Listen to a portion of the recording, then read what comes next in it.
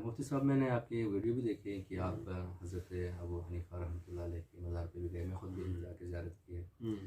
शहीद मुताहरिन के बारे में फ़रमाते हैं कि एक शिया बच्चा जवान इमाम अबू हनीफ़ा के बारे में नहीं जानता, लेकिन जब हम उनकी सीरत पढ़ते हैं तो शहीद मुताहरी जो कि शियों के एक बहुत बड़े मुफक्किर हैं, वो बयान करते हैं कि उनकी ज़िंदगी में दो ऐसी यानी ज़बरदस्त चीज़ें नज़र आती हैं। एक तो ये कि वो दरबारी मुल्ला नहीं थे, दूसरे कि वो मुहब्ब अहल बैत थे, अहल बैत की मोहब्बत में उन्होंने जान के नजराना पेश किया। और आपने भी वही बात की कि वो मुहब्ब अहल बैत थे। तो क्या ये हकीकत है कि अहल बैत की राह में, अहल बैत की मोहब्बत में वो शहीद हो गए? बिल्कुल हकीकत है। शहीद अहल बैत है, शहीद वफ़ा है। अहल बैत के साथ यानी आप उनकी ज़िंदगी में देखें ना, तालीम वहाँ से हासिल की।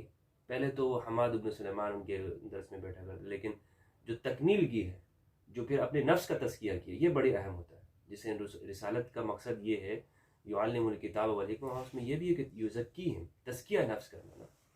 तो अहल बैत के पास गए तज़किया के लिए कि मैंने इल्म तो हासिल कर लिया है, फतवा तो दे रहा हूँ, लेकिन अब इसमें नफ्स की रज़ा हो या ना हो।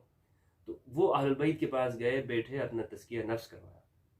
तभी ये हिम्मत पैदा हुई कि बादशाह को कह सके कि मैं अपने दीन बेचता नहीं हूँ। तभी ये हिम्मत पैदा हुई कि जब इमाम ज़ैद अलैहिस्सलाम ने खुरूज किया तो आपने फरमाया कि इनका खुरूज करना, खुरूजुहु युदाही खुरूज रसूलिल्लाह यौम बदर, कि ज़ैद का आज के दिन खुरूज करना अलैहिस्सलाम ये बदर के अंदर रसूलुल्लाह का खुरूज के जैसा था। और अपने माल के ज़रिए इमाम ज़ैद किसी के पास नहीं जाते थे, किसी के पास, लेकिन यानी अपनी किसी को कहना कि भाई मेरी मदद करो या मेरे साथ निकलो इस खुरूज में। वाहिद इमाम वो हनीफ़ा हैं कि जिनके पास अपने ख़ास अफराद को भेजे, बल्कि ख़ुद भी तशरीफ़ लाए। अबू हनीफ़ा क्या बात है कि हम आपको देखते हैं, अब आप नहीं आते हो, हमारे साथ नहीं जा रहे। तो इमाम हनीफ़ा ने फरमाया कि ये जो अमानतें मेरे पास इस वक्त में है, ये मुझे रोक रही हैं। क्योंकि इमाम हनीफ़ा ने असल में ना एक इज्तिहाद किया था इस तौर पर कि लोग उनके पास अमानतें रखवाते थे और इमाम हनीफ़ा उसको बिज़नेस में लगा दिया करते थे। क्योंकि हमारे फ़िक़्ह हनफ़ी में एक क़ायदा है कि अगर आपके पास कोई शख्स अमानत रखवाता है और वो ज़ाया हो जाती है तो आप ज़ामिन नहीं हो। अच्छा, आप ज़ामिन नहीं हो। यानी आप मेरे पास आए, आपने मुझे कहा कि ये मेरे लाख रुपए ये आप अपने पास बतौर अमानत रख लें, मैंने रख लिया, लेकिन किसी हादसे की वजह से वो ज़ाया हो गया, तो आप मुझसे वापस नहीं ले सकते हादसे की वजह से। लेकिन अगर आप आए, इमाम हनीफ़ा ये करते थे, वो कहते थे भाई अगर मैं इस तरह लूँगा ना तो फिर तो आपका कोई फ़ायदा नहीं होगा। अमानत रखने का आपका कोई, आप अमानत मेरे पास रखो और आपका फ़ायदा भी हो। तो वो लोग पूछते थे वो क्या तरीका, कहते थे तुम मुझे ये कर्ज़ दे दो, तो वो उनसे ले लिया करते थे और उसको आगे बिजनेस में लगा देते थे। उससे जो मुनाफा मिलता था तो वो अमानत भी होती थी। लेकिन अगर इमाम हनीफ़ा कहते थे अगर बिलफर्ज अगर ये ज़ाया भी हो गया तो ये पैसा मैं तुम्हें दे दूँगा।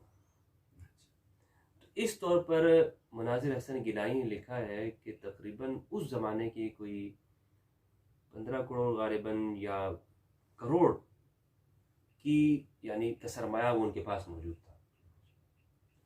तो अच्छा, ये आखिर वक्त में, शुरू वक्त में इमाम हनीफ़ा के पास कितना होगा। और इमाम हनीफ़ा ने उस वक्त में सुपर मार्ट तामीर किए थे, यानी पहले शख्स हैं कि जिन्होंने इस्लामी हुकूमत में चीज़ों का तयन कर, लोग आते थे शॉपिंग करते थे और हर एक पर कीमत लिखी होती थी, भाई ये इसका इतना है, भाव ताव नहीं होगा, यहाँ से लो और जाओ। ये वाहिद शख्स हैं कि जो, तो इमाम हनीफ़ा इस तरह के आदमी थे और ये सब उन्होंने अहले बैत से लिया था। अब इमाम ज़ैद के साथ उन्होंने मदद भी की। अब 10,000 दीनार लिखा है, मुनाज़िर हसन गिलानी ने उनको मदद भेजी। और फिर उनके बाद यानी उसमें बाकायदा उस खुरूज के अंदर शरीक थे। ये इमाम ज़ैद का खुरूज था बनु उमय्या के ख़िलाफ़ और एलानिया इसमें आए। लेकिन इसके बाद जो अब्बास के ज़माना, बनु अब्बास में अबू जाफ़र मंसूर के ख़िलाफ़ जो नफ्स ज़किया और नफ्स मर्ज़िया उनके जो था, उनका जो खुरूज था, उसमें तो इमाम हनीफ़ा बाकायदा लोगों से बैत भी लेते थे इनकी तरफ से, यानी इनके साथ खुरूज में शामिल हो जाओ, क्योंकि ये बहुत बड़ा मुनज़्ज़म खुरूज। इमाम ज़ैद का जो खुरूज था वो इतना मुनज़्ज़म नहीं था, वो हुसैनी सादात का खुरूज था और ये हसनी सादात का खुरूज था।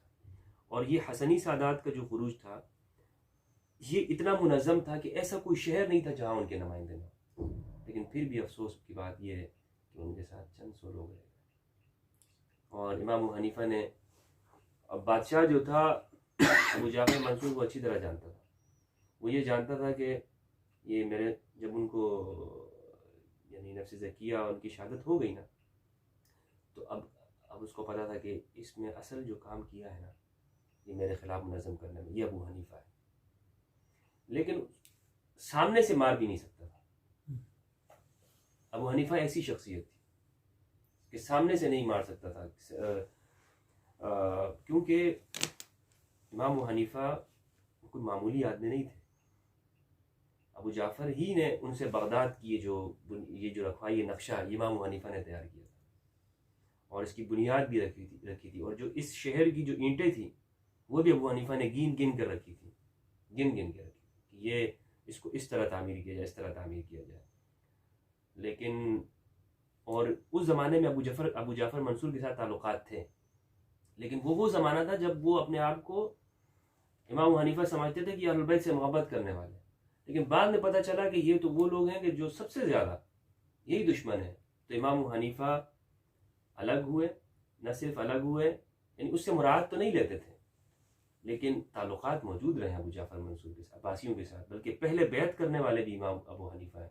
जब सफ़ा आया था बगदाद में, तो इब्न हुबैरा उमवी के ज़माने इमाम अबू हनीफ़ा चले गए थे वहाँ, मक्का चले गए थे तालीम के लिए, यानी चले गए। फिर जब अबू जाफ़र मंसूर आ गया, बनु उमय्या की हुकूमत ख़त्म हो गई, वापस आ गए। तो अबू हनीफ़ा रहमतुल्लाह अलैह के जो कौल है कि लौला सनतान लहलक नौमान, ये भी साबित है सुनन मसादिर में? जी, इसको इमाम अबू ज़ुहरा ने लिखा है अल इमाम अबू हनीफ़ा के अंदर, और मुनाज़िर हसन गिदाई ने भी लिखा है। जिसने भी इमाम अबू हनीफ़ा की उस पर काम किया है, बायोग्राफी के ऊपर, सीरत पे, सब ने इस चीज़ को लिखा है।